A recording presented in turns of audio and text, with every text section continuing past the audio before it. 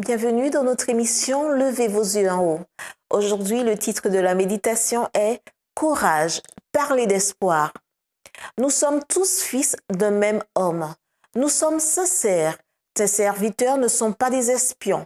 Genèse 42, verset 11. Vous tenez-vous du côté du monde ou du côté du Christ? De quelle valeur peut être pour moi le monde? Avec tout l'or et l'argent qu'on y puisse amasser, quelle valeur a-t-il pour vous? J'arrive à la fin de ma vie.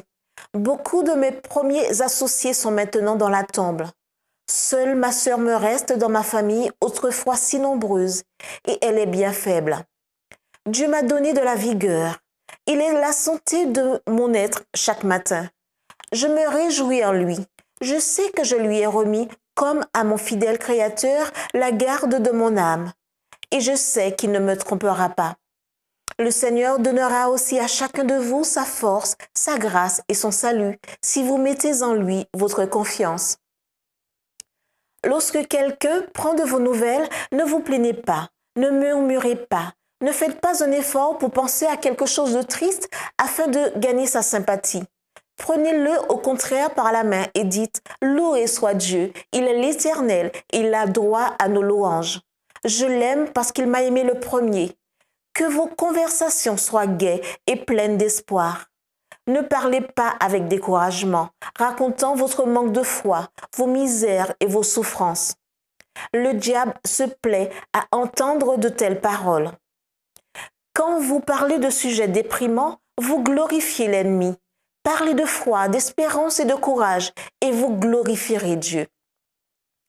Au lieu de médire, créant ainsi des malentendus, parlons de la puissance infinie du Christ, de sa gloire. Magnifions et exaltons l'Éternel Dieu des armées. Nous préparons nous-mêmes à chanter l'hymne de victoire dans le royaume de la gloire. En commençant maintenant à entonner les chants de victoire et de louange, nous nous préparons à chanter le cantique de Moïse et de l'agneau quand nous nous trouverons sur la mer de Ver.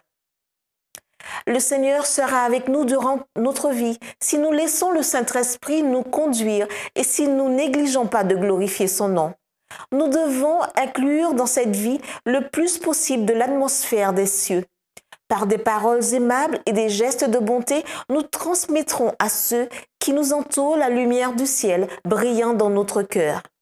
Ayant appris à connaître Dieu par nous-mêmes, nous pourrons dire lors de son retour, « Voici, c'est notre Dieu en qui nous avons confiance et c'est lui qui nous sauve. » Ésaïe 25, verset 9. C'était notre émission « Levez vos yeux en haut ».